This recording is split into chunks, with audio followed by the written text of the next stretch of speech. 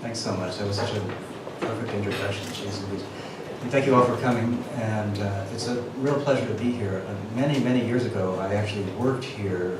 I used to be able to rent a Carol here, and I would bring my very primitive laptop, and I was working on this novel that was actually never published, but oddly enough, many years later, I kind of cannibalized a little chunk of that novel and plunked it into this one. And so in a certain peculiar way, the birth of this novel, in a way, happened here at 47th Street, so it's really wonderful to be here. I'm going to read just very briefly from the more or less the beginning of the book, so you won't need any intro. And it has to do with Meyer Lansky, as much of the book does, but much of the book doesn't, but this does. One of the things about writing about someone like Meyer Lansky, who was a very secretive, private person who did not overshare, to say the least, was getting him to come alive on the page as a character, because I had to get him to speak, and it was not so easy. And what made it finally work was putting him in a room with women, actually. And this scene has to do with his mistress in Tel Aviv. The year is like 1972, and Lansky is an old codger who is seeking citizenship in Israel, and he's never been convicted of anything serious in the United States, but the United States is after him. And so he has a practical reason for wanting to be in Israel, which is somewhat interesting. But what was more interesting to me is what happened afterwards, because the Israelis didn't really know what to do with this guy. Some of them wanted him there, and some of them didn't want him there. It became a Supreme Court case, and the Supreme Court ruled against him and kicked him out. So then he came back to the United States, and he faced prosecution in federal court in Miami, and he was acquitted because they couldn't prove anything. Not because he was innocent, but because he had covered his tracks. And yet he still wanted to go back to Israel, and this was long after he had any cynical motive for wanting to go back to Israel. He kind of had fallen in love with this place, and that was a lot of what got me interested in his story. I didn't know anything about Israel very much before I wrote this story, but I got to learn a lot about it, and I went there many times. So anyway, this is a scene between him and his mistress, Gila, and it goes like this. Gila Koenig looked at the photographs in the newspaper and tried to connect them to the man she'd been secretly meeting this past year, but the pictures came from a different order of reality. They were separate from what she knew about him, what she thought she knew about him. His essential self was like his body, which you could only take in one aspect at a time. The belly, the slick gray hair, the small dark pupils of his eyes. The photographs were in black and white. They were almost kitsch, they were so old, and it required an effort of imagination to see the violence in them as truly real. In one, a man was slumped over on a floral print sofa in Beverly Hills. One of his eyes had been shot out, his face a clown mask of gore. The blood blended with the darkness of his necktie to cover half his chest in a dark stain. He had been one of her lover's oldest and closest friends, Benjamin Siegel. Bugsy, the captions always called him. The nickname served to cheapen his murder into something picaresque and quaint. The next picture was also an antique, 15 years ago, 1957. In this one, there was little visible blood, just the body of a man flat on his back on a hairdresser's floor. His name was Albert Anastasia. He lay there in a near cruciform position between two barber's chairs, his legs draped by a sheet, and his head, shoulders, and arms by another sheet, or maybe they were towels. The only things exposed were an armpit, a chest covered in hair, a nipple, an outstretched hand. The photos and the words were sensational. That is, they managed to paradoxically both magnify and diminish their subjects. The Meyer she knew was calm, not friendly, fastidiously clean, strategic. There was a reason, she thought, that his body had never turned up in a tabloid newspaper photograph.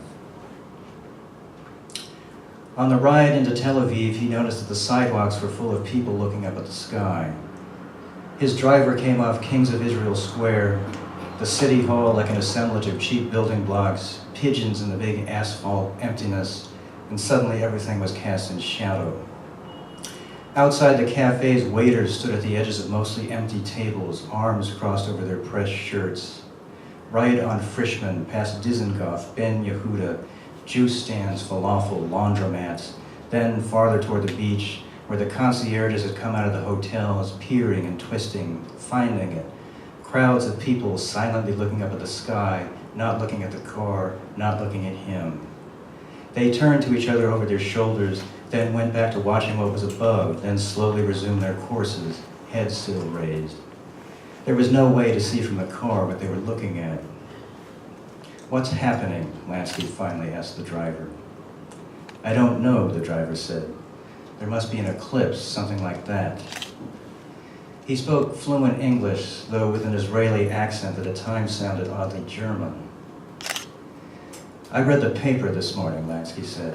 "There was nothing about an eclipse." "Clouds, maybe," the driver said. "Maybe a patch of clouds," Lansky said, "not an eclipse." A crowd of men in suits stood outside the lobby doors, the driveway 2 lanes thick with black cars. Everyone kept looking at the sky. Lansky waited in the back seat while the driver went in to clear his way. He saw his bag sitting in the sun on the bellman's cart. The driver returned and he got out of the car, and he and the driver walked past the doorman into the brown lobby. The driver nodded as Lansky got into the elevator by himself and the doors closed. Gila was sitting in a chair, smoking, still in her uniform, slumped like a child in a beige blouse and black skirt, black nylons. Instead of looking at him, she closed her eyes and exhaled. "Yosha took my shift," she said. "I need the money, but it's okay. What is bad is the way she makes me grovel for it. She knows I'm coming up here, so she makes me grovel." He looked over at the bar, the ice bucket, the tongs.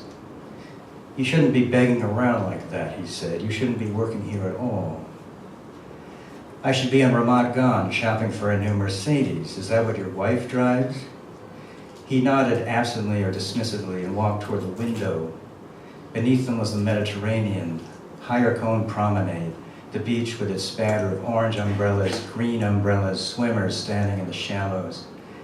Everything was ordinary. The sun had come back out. He went to the bar and made them both a drink. "I drove into town and all of a sudden it was very cloudy," he said. "Like an eclipse, that was how cloudy it was. Everyone looking up. The whole way down here I'm worrying how I would get in the hotel without everyone seeing all the cameras lately, but everyone was just watching the sky. There weren't any cameras anyway. It was just luck, the clouds, no cameras. My whole life I said that people who believed in luck, they lose, period. Fate, luck, whatever. I guess you can't really get away from it." She was taking off her shoes. He watched, sipping his drink. She knew he was watching. She looked up at him, bent forward, her hair falling in her eyes. "Where will you go if they make you leave?" she said. "What makes you think I'll have to leave?" "Fate, luck. Those are dangerous words. Maybe you should go back to Poland. That would give them a surprise. You should watch your mouth." "Watch my mouth?" "Whatever comes into your head, you just say it. Maybe that's why you're still serving cocktails at a hotel." His luggage arrived, 5 identical changes of clothes. He was tipping the bellman when she put on the bracelet he'd bought her. She looked at it in the mirror, a lined bracelet of white gold and small diamonds. Her drink sat untouched on the nightstand. He watched her look at the bracelet, and he knew she was already thinking about where to sell it. Tel Aviv, the sun reflected by water, the coolness between you and it when you looked out the window. The rundown buildings, concrete and stripped paint, the fish lunch in Jaffa, crumbling by the sea. She had grown up partly in Forenwald, a DP camp not far from Munich. Before that, 10 months in Bergen-Belsen. When she and her mother came to Israel, her mother changed her name from Celia to Gila. It meant happiness. He looked at the flatness of her stomach, her breasts, the faint shadows along her rib cage. Sometimes it was beyond him, an effort at patience, but now he relaxed, slow, cognizant, closing his eyes. The sound of her name and the sight of her body as he let his eyes come open again. Gangster, racketeer, mobster, She could not get the words to adhere to the physical person. Not that she disbelieved the stories, but the stories' language glared, whereas the truth of him resided in understatement. The gray trousers and the pressed shirt, white linen or pale blue linen, the leather shoes and the blue blazer and the Herald Tribune. Everything important was invisible, maybe glimpsed for just an instant when he turned to her in a certain way, and his eyes accused her of looking too closely. Albert Anastasia had been shot 10 times, one of the shots blowing open his skull. Ben Bugsy Siegel sprawled in death as if napping on the sofa, his jacket lapel turned up toward his neck as if he had sought warmth against the onslaught, blood gushing from his eye. Both of them killers before being killed, both of them Meyer's partners or vassals or something. She wondered how much of a killer you had to be for others to do your killing for you, to be that separate from the particulars, if that was the truth about him. A proliferation of rumors, he would say, rumors and lies. He had come to Israel seeking a reprieve from all that. The FBI tale, the false indictments, the subpoenas, the attorney's fees. In a lifetime of scrutiny, he had never been convicted of a serious crime. That was why he had come here, because they were supposed to accept even someone like him. As a Jew, even he had the right of return, the birthright of Israeli citizenship. Much ensues, but I'll stop there.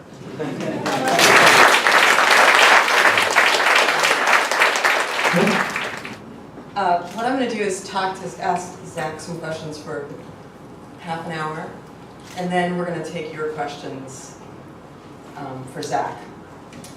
Well, I thought maybe we could talk about the process as we go along, talking about the book too, if that's okay. Sure. So maybe starting with, how did you find your way into the book, and what came to you first? Well, that's a good question. Can you hear this? FBI microphones.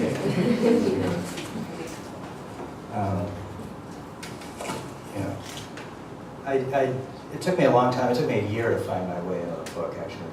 And the book started with this fellowship application, which I just finished another book, which is a book about my father. It was a memoir, and it had a lot to do with organized crime, to put it briefly. And that's how I got interested in Meyer Lansky. But I had about a week to fill out this fellowship application and give them some idea of what I would do if I were to get this fellowship. And then, it was complete BS. And what I said to them was, I will write a book about Meyer Lansky, and I will juxtapose him with the biblical King David. And it sounded like a bad idea even to me, but I and they said yes, and I got this fellowship, and then I had to produce this opus. And I had a year with this fellowship, which was great because I didn't have to teach or do anything but write the book, but I got absolutely nothing done. I had these scenes with Lansky and his mistress that were working, and then I was banging my head against the wall with this King David stuff, and nothing was working. I was writing these really stupid biblical scenes, How do you do that kind of dialogue? I don't know, I couldn't do it. So I had to just rethink the whole thing. And at the very end of that fellowship year, I just said, screw it, I'm not having any fun, I've got to just open things up. And that's when I invented this whole other story. With Hannah? Yeah, right. Who ended up being the narrator of the whole book, yeah. Okay.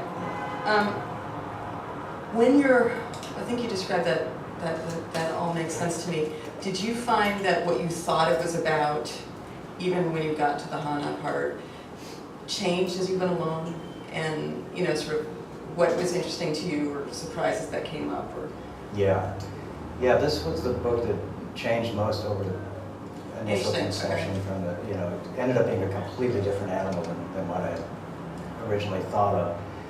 And it was very frightening, because I didn't know what I was doing most of the time. Right. And, just try this, try that, see where we're going, make these connections and see where they lead, what they mean, and out of what they mean, try to figure out what needs to happen, Yeah, it's an interesting, it's a very intricate book. How many people have read the book? Just to get a sense of it, okay. So it's a very intricate book, and what's really interesting about it is that when you read it the second time, which I recommend that you read it the second time, so many things click together, you know, that there are these amazing recursions and different versions of things. It's really, and it's not a long book, Yeah. but it's a very intricate book. Yeah. So let's talk about structure then. I guess that's a good way to segue. Now, the novel has a memoir, as we say, a narrator, and then she's writing a memoir, but also we have, and I made a list, we have essays and articles, we have sections from real books that exist outside your book. Right. We have email from somebody's drafts file, Yeah. right? Mhm. We have poems that you wrote as a character, and then we also have songs, which you did write. Right. And we have newspaper clips, and we have photographs, real photographs. Yeah. So it really has this there is, I mean, in some senses it's an interesting thing to read because there are so many, you would call it fragmentary, but everything connects. So it's both fragmented and connected at the same time. So how did you come up with that? And, you know, when did that start to be the shape of it? You know, again, it was just improvisation, really. I mean, I've always liked books that sort of have a degree of artifice in them, but they take the artifice super seriously so that you don't really perceive it as artificial. You know, part of your brain does, but the other part of your brain just gets lost in whatever's going on, whatever's being said. And so, I don't know, when I try to think about where this stuff comes from, I think of Robert Rauschenberg, actually, which is a bit pretentious to say, but you know, a guy that sort of made these artworks out of bric-a-brac and detritus. A lot of it is junk, but assembles it in such a way that it's beautiful and everything is conversing with itself, sort of. Yeah. Okay.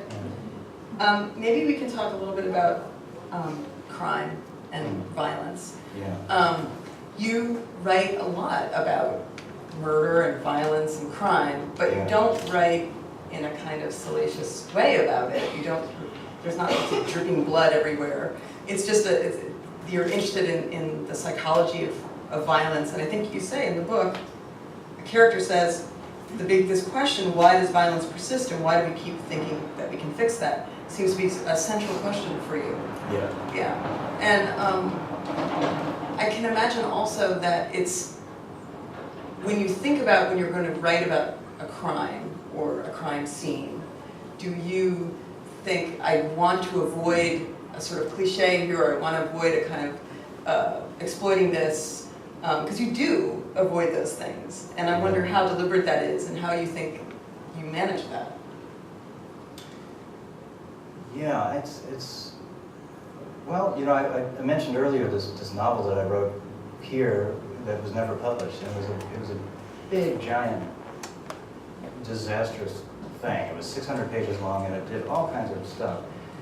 And in writing it, it was very valuable, even though it was never published, because I tried all these different things in that book. It was 600 pages long, and it taught me what I was good at doing. And I was surprised to learn some of the things that I was good at doing, or that I'm reasonably good at doing. One of those things was writing about the psychology of what leads up to violence. Not so much the Cormac McCarthy treatment of violence, where it's very graphic. I think you need to have a little bit of that in there to render the violence and make it real. But that's not really my forte. But I think my forte is just sort of the quieter stuff that leads up to it and that follows it, and that meditates on it. And obviously the source of this, I'm sure, is my father. Right. There's no question about that. My father was murdered when I was 6 years old, and this is a confusing and life-changing thing, and you don't really get to choose a preoccupation like that. It just sort of is given to you. It's your subject. It's my subject. Yeah, whether you want it or not, Right. Many Yeah. times I wish it wasn't. Of course, and then the farther you move away from it, it'll just come out again, you know. I think To get to that, I think one of the questions that you raise in the book, and this is also a book a little bit about writing, I think, or about creating, or how you tell stories about something. So I'm going to quote, this is going to take a little bit of time to set up, I'm going to quote from the book a little bit. David Bellin is a poet in the book who is murdered, and the main character, the narrator, is trying to find out who murdered him, and that's sort of the inciting incident, or the thing that gets the ball rolling. And I won't tell you how that turns out, because there is a lot of mystery in the book, and it does pull you forward. But Bellin, in his essay, which is a big chunk of the book, he's talking about Messick's, the writer Messick's, is that how you say his name, Messick? Yeah. Who wrote this book, Lansky, which is kind of a pulp novel. Yeah. No, pulp, like a kind of it's a crappy docudrama kind of thing about Meyer Lansky, and yes. he calls it a recreation, and he asserts that that this not only distorts reality, but it impinges upon it. This thing that this Lansky book does, inventing things and kind of creating this. And then later, though, he decides he's going to do it, and he says he's creating a counter-mythology. I'm going to do what most people do, which is to imagine what isn't there. So tell me, what is the difference between David Bellin doing it and Messick doing it? And of course you do it. So is this something, I mean, it's sort of it's like a big question, because you do it in Sway. I mean, you do it in other books too. You use real characters, I mean, real people, and there's a long history in fiction of doing this, of course. A lot of great novels do this. But you have some relationship to this that you're working out, and even in your memoir, of course, you also imagine things that you couldn't be there for. So tell me about your thinking on this and Bellin's thinking on it. It's a great question. And I have ambivalence about it, because I think the usual recreation of these kinds of things is usually not very good. And so you're sort of starting from a point of weakness almost, and to sort of transcend that is the goal, is the task. And I could not be more different from most of the people that I write about, and so it's, who do I think I am in a certain way, even trying, but I just, it fascinates me, the problem of that, and getting into people's heads. I look at photographs, for example, and I can kind of intuit body language, and reading many biographies of the same subject is usually helpful, because the same story is told many different ways, especially when they're celebrities.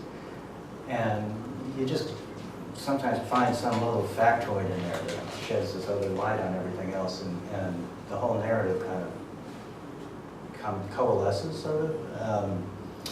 But then it's a matter of imagination, and imagining, who these people are, and giving them as much of myself as I can, while recognizing that I'm very different from them. But I think a lot of what I write about is people who are not very articulate, and there's a big difference between being inarticulate and being stupid. You can be very smart and not be articulate. And I think part of what I'm doing, or trying to do, is be articulate for people who maybe in real life weren't. Right. Yeah. How bounded are you by the facts that you can find out about these people? I try to be very bounded by that. Yeah. Because I think it's sort of cheap to. Well, what Hank Messick does is invent. This is a guy who wrote a very pulpy biography of Meyer Lansky, where he just made stuff up, and it got an attraction that these stories have been, or it's then passed down in other biographies as fact, and they're not factual. And so. Well, I just think, so what are you bounded by facts? I mean, I think it's. Oh, yeah. Writers sometimes have these rules in their head about what you can make up and what you can't. Yeah. Right? Like if you're going to go past this point, you have to call him Hyman Roth. You can't call him Meyer Lansky anymore, right? And then you can do whatever you want so much. Or if you're going to still call him Meyer Lansky, you've got to make sure all the actual knowable facts are still true. Yeah. Well, it depends on your project, I guess. And for me, it's important to stay in the facts and to fill in what we don't know. On the other hand, I love E.L. Doctorow's novel Ragtime, which is full of real people doing all kinds of crazy stuff that they obviously didn't do in real life. Right. But you understand the intention of what that writer's doing and why he's doing it, and I think that's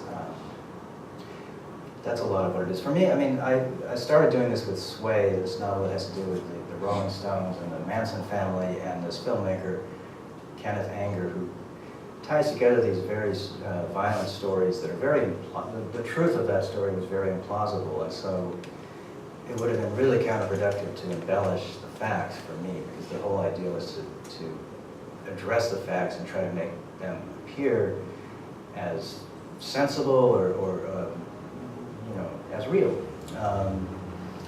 And so I think just starting with that project has led me to what I'm doing. It's very interesting too in the book where very early on she says, Hannah says, that she wants to write a memoir, but she wants to write it where it's about other people. Yeah. And so she's like, imagining them as I imagine myself from both the distance and the inside. And I thought that was so interesting from a writer who's writing memoir and fiction and then sort of seeing kind of blurring lines between all of these things. And so I started to, and I have a question for you about the structure of the book. When I got to the end and all these recurrences started happening, so many of the things, for example, the young branch cut down, the poetic thing that Lansky says about the Olympic athletes, right? The murdered Olympic athletes. He says this, but it's in David Bellin's essay, and I was thinking, did Hannah steal that from David Bellin? And I don't know, and then I started seeing other things too, and then I was realizing, well, you could look at it as this is sort of her research, really. She's reading Bellin's essay, and she's taking, or she's reading the original thing that he also drew on of him saying that, but she puts that in her memoir, right? Yeah. So that was like, so there seemed to be a number of places where that was happening. So I was wondering if that was sort of the way you work also, in that you would have, I mean, it sort of, is Hannah collecting her stories similar to the way that you collected the book, I guess? Is sort of commenting on how one writes a book. Well, yeah, I mean, one of the tricks in the book was that Hannah is a journalist who writes a long essay that's a big part of the book, and then later in the book, David Bellin, this Israeli writer, writes a long essay that is also a big part of the book. And these essays bear a certain family resemblance to one another, and the way I tried to finesse that was by Hannah acknowledging his influence on what she's doing. But the chronology can be confusing, I think. But yeah, I mean, a lot of what the book, writing the book was, for me, was kind of creating this series of mysteries and puzzles that I didn't know the answer to, and then figuring out a way how to make it make sense and connect the dots, yeah. No, that's good. Can you talk a little bit about this idea of refugees, orphans, Yordam Sabras, I'm getting all these, I'm saying them all wrong, I'm sure. Yeah. This idea in the book that comes up again and again, and of course immigrants, of being without a home, or being far from home, even when you're home, and being corrupted by being far from home, or not being able to go home, and all. And then of course there's a lot about parents and children too. So maybe talk a little bit about that, because that seems to be a big part of the book. That is a big part of what it's about.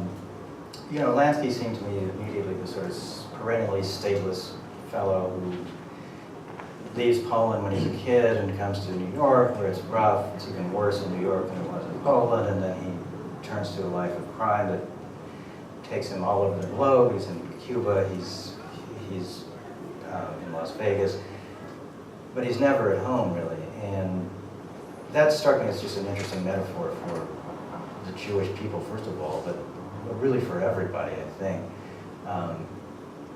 in the sense that our time on this earth is limited, and you know, if we're fortunate, we find a way of feeling at home while we're on this planet, but it's temporary. And I don't know. It's very strange because I don't really believe in God, but I am sort of I think about it a lot. Mm-hmm. And from that perspective, I think we're all kind of very much like Martin Lansky, struggling, striving. Right. You know what I mean? Yeah, I think everyone feels that way, right? I mean, and then in the book you have this thing about being, some of the characters talk about being victims or being perpetrators, or being, there were a couple of binaries that were set up, right? You're gang winners and losers, wolves and lambs, this kind of gangsterized thing, right? Yeah, yeah. And then at some point later on, I think Hannah says, but of course we all have both of those things in us. Yeah. So this kind of ambivalence, or no, maybe that's the wrong word, I don't know, this kind of tension between these things that we all have. It also seems to be true of being sort of homeless in a way too. I mean, yeah, yeah. That's just the way I've looked at the world for a long time. I went through a big William Blake period actually, and I don't really understand everything that William Blake has to say, and never will, but one of the things he certainly has to say is that we kind of engage the world in these binaries, you know, these dualities, good and evil, and this sort of stuff. But that there's another way, there has to be another way of looking at it, that where those two things are reconciled, but we're never able to do that. And so in that sense, we're sort of, you know, spiritually homeless or something like that. Right. Does that make any sense? yeah, absolutely. Yeah, yeah. Yeah. I wanted to, I have one last question, and then I'll go to you, your questions. I did want to read, the writing is very beautiful in this book. It is, and I wanted to read one of, this is like apropos of nothing. I want to read a sentence that I really like in the book. Can I do that? Yes. I remember standing that first night in the narcotic gray light of the terminal at JFK, its vast glowing dome momentous and boring at the same time, like some disappointing portal to an afterlife of crowds.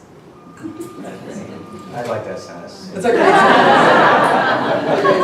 sentence. There are many underlying sentences.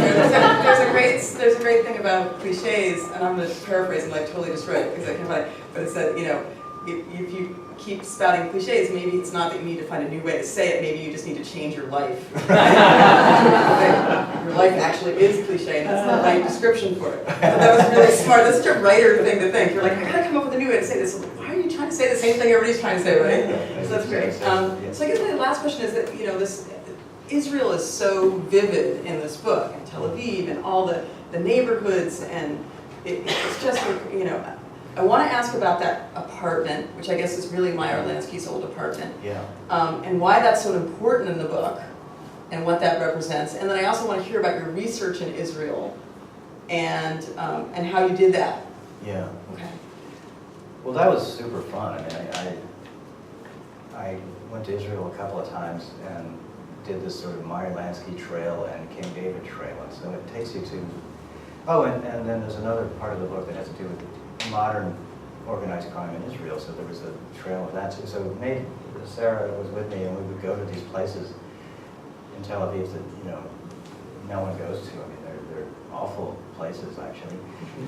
And then you go to like rural Israel and find the site where allegedly David and Goliath squared off, and there's a bunch of stones in the creek, and a potato chip bag next to it. So it was sort of the scavenger hunt kind of thing. And the apartment, you know, I was super interested to see. So Lansky lived in a couple places. He lived for a long time in the Dan Hotel, which is right on the beach of Tel Aviv. It was the first luxury hotel in Israel, and it's still there. But then he also had an apartment about a mile or two up from the beach in this very quiet, pretty neighborhood. It's sort of like the 16th arrondissement in Paris or something. It's really pretty, and but the building is super ordinary, and it hasn't changed. It doesn't seem to have changed at all since 1972 or whatever when he was there. And I didn't actually get inside the building. I went to a lot of his places. I went to Miami. I went to New York. I just sort of stalked him in this weird way. But you just take looking, pictures, take I notes? took a lot of pictures, yeah. Lot of pictures. Yeah. And just looking in the front window of that building was, it was dark and it was sort of a little shabby. It was kind of glorious in my aesthetic. It was perfect, and it just seemed like this way station to nowhere. And Right. every character, major character in the book, ends up stopping off at that apartment somehow or another. And that, again, that just happened accidentally, you know. So you like doing research because you can find these sort of accidental details that become really important. Yeah. So you have an idea like, oh, I gotta go check this area out, and then you'll notice something over here, and then you'll kind of. Yeah. So did you do it while you were writing it? You said, oh, I better go look at that, or did you do it beforehand, or as you know, sort of ongoing? Or how did it work out? A lot of it I did beforehand, and then I went back again for a second trip because the book had changed, and I wanted to see some other places. Right. And it's always very valuable. I mean, I really like doing that. It's because these random little tiny interesting things will happen, and you can just drop them in, and they just resonate. So Yeah, the moment that you couldn't get in the building and were looking in, you could do that for Hannah. That moment where she's kind of like looking in, and that was a good moment. Yeah. You know, just build your limits right into the book. You know. Exactly. It worked. Okay, good. So just questions. If anybody has questions, yes. Yeah, I was wondering, the title of the book, is that from a Bob Dylan song? Yes, it is. It is. Now, why did you pick that? I was curious. Well, the song is just so much about the same kind of stuff. It's about well, people read the song different ways, but it seems to me to be about someone writing about an older man who is an immigrant who has led a very tough life in order to survive, and in order to survive he's had to be tough and thereby close himself off to a lot of connection to other people and warm feelings, and is sort of it's kind of a tragic but glorious figure in that song, I think, and I feel like a lot of the people in my book are the same way. So that's, yeah. You know the song? Yeah. And I just have a follow-up question. You know, as a New Yorker, growing up in New York, I've seen a lot of different ethnic neighborhoods where you could see the journey from Europe or whatever, Russia or whatever, of people coming in, Ukrainians, especially on the Lower East Side. And they all, you know, it was like a way station. They weren't going to stay. The kids were going to go to school, and then they were going to go somewhere. And it was this ongoing journey, you know. Mm-hmm. And I always think of Israel somehow as a place that's static, or like a neighborhood that's so homogeneous. You know, it's not going anywhere.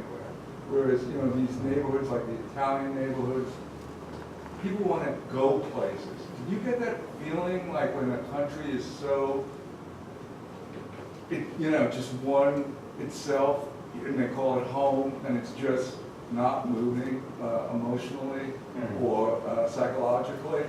Because I found that in New York, people who stay in the Italian neighborhoods, and there are very few left, you know, most people had that urge to go, whether they went to Long Island. Yeah, well, there's a lot of young Israelis journey. there. And I always, you know, I always wonder about countries that are so homogeneous, I guess the word is. You know, they're all the same. Yeah. If you got the feeling, because I've never been to Israel. Yeah, actually Israel is not. It's really static. Yeah, I don't really agree.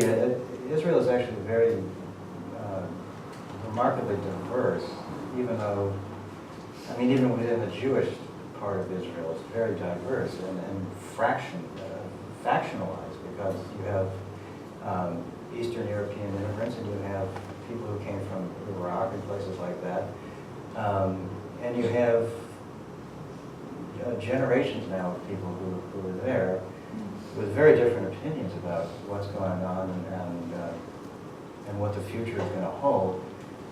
And I can't really generalize about a place like Israel, because you can't generalize about any place, but what surprised me about it was, because I didn't know it before I went did these trips to do the book research. It's interesting, and it's very vibrant, and there's a lot of stuff going on there. And there's an urgency there that is kind of unlike here. Because the political situation there is in your face every day. So I would. Yeah, I mean, what I'm saying is, I don't want to dominate it. We can go to somebody else. If there's another perspective. I have a question about the research process. You talked about visiting there, and you talked about reading a lot of journalism and nonfiction. I was wondering, in the research process, if you had read other novels about Myra, Myra Montero's novel about Myra Lansky leads to mind. But as research, do you read other novels about a living person that you're writing about, or do you try to stay away from it? I wasn't even aware of that novel, actually. So I didn't read it. I read some gangster novels to just sort of see how they were put together. I read Billy Bathgate. I read some of William Kennedy's novels, like Wade. And it wasn't as useful to me, really, honestly, as reading nonfiction was. I had a lot of nonfiction to read, first of all, because I had to try to get up to speed on all this stuff, including Israeli politics, that's a big homework assignment right there. Plus the Bible, lots of stuff.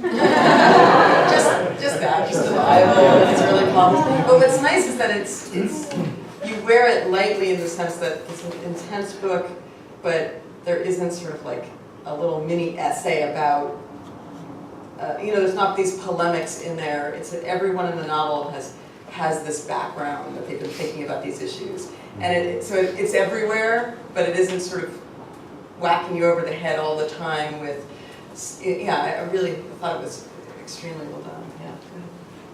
I haven't read the book yet, but how interested are you in the notion of truth as you were writing it, and what truth did you find by the end of it? Well, that's a good question. I sort of like, I've made this comparison before, and it will sound pretentious, but and it's another artist comparison. But like when Van Gogh does someone's portrait, you don't really think of it as a photographic, likeness of that person.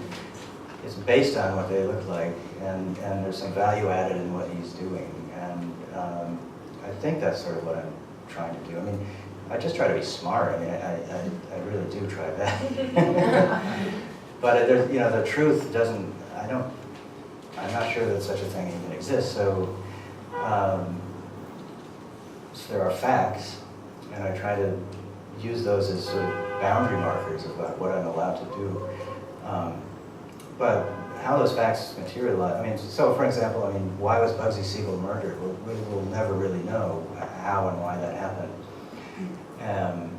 And so I think on the one hand, it invites speculation, but you want that speculation to be worthwhile and meaningful, I hope.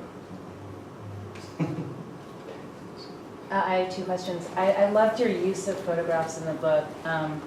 Everything from these really explicit crime scene photographs to these really banal or banal pictures like of the apartment building. And it reminded me of Sebald in the best possible way. So I wanted you to talk about that a little. And my other question was, I just wondered if you were nervous to write about Israel and contemporary Israeli politics particularly, because you do it with such confidence. Okay. Well, I'll start with the Sebald question. Sebald himself said to his students, I think, steal anything you can. That's how I just took his advice, I just like so much the way that his use of photographs works in those books. And to hope that, you just sort of hope that if you do that readers are going to be reminded of Sebald, but hopefully they will get beyond that, and then there will be another added dimension to it. But the Israel question, yeah, I was very intimidated by writing about that because I was a newcomer to that subject, and of course it's a subject that is not only very polarizing, but it's one that there are legions of experts who spend all their lives just thinking about that stuff and nothing else. And I remember walking around Jerusalem and just having this very simple, simple is too grand a word, dumb realization that I didn't have to come up with an answer to this stuff. I just had to, present it and sort of, be a witness to, as best as I could, to what I was seeing there. And it was very interesting just because we did these 2 trips separated by 2 years, and the place changed quite a bit in just those 2 years. In a way that was kind of depressing, actually. But again, you have to write a story, and when you write a story and you make plot moves and you decide, for example, who kills who, there are, in a book like this anyway, there are thematic implications. You're saying something, you're making some kind of statement. So at the center of this novel, sort of, is this murder of this David Bellin character. Who did it? Was it the Israeli mafia? Was it Jewish fanatics? Was it Palestinians? I answered the question, and by answering the question, I think you signal something. And as someone who's very much an outsider to that country, I had trepidation. Any more questions? I'm just curious whether you feel drawn to to a topic, or not a topic, but characters, partly through a sense of being very exterior or almost aversion, or needing to really kind of write your way into something that feels very alien in a way. Rather than a sense of kind of immediate intimacy or connection, because I really enjoy that in your work, as a sense of kind of this vibrating tension between, the empathy that you were talking about, and also always a kind of cool, distant, exterior consciousness, and I wonder if that's part of your process of choosing a character, a story. That's a really good question, yeah, and the answer is yes. I think there are a lot of things that are frustrating about being a fiction writer, but one of the things that isn't frustrating for me anyway is just that, which is the adventure of trying to understand other people who are different from me. It always has seemed tragic to me that we only have one self, one body, and that we're born into a certain time and place, and etc. And so you have a kind of limited view of the world that way. And so I think I'm drawn to writing about people who are different from me for that reason. And that's one thing. And I think the crime stories just seem to be a way to inject some narrative into that, because the basic desire is to sort of do portraiture almost, character sketches. But that's not enough. So the crime is the secret additive.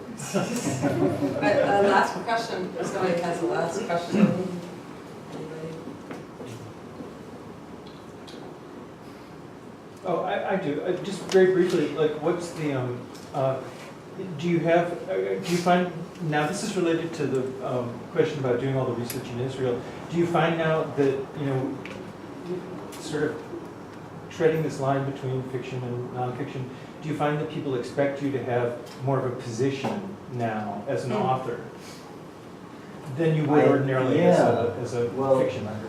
I kind of anticipated that would happen, but so far,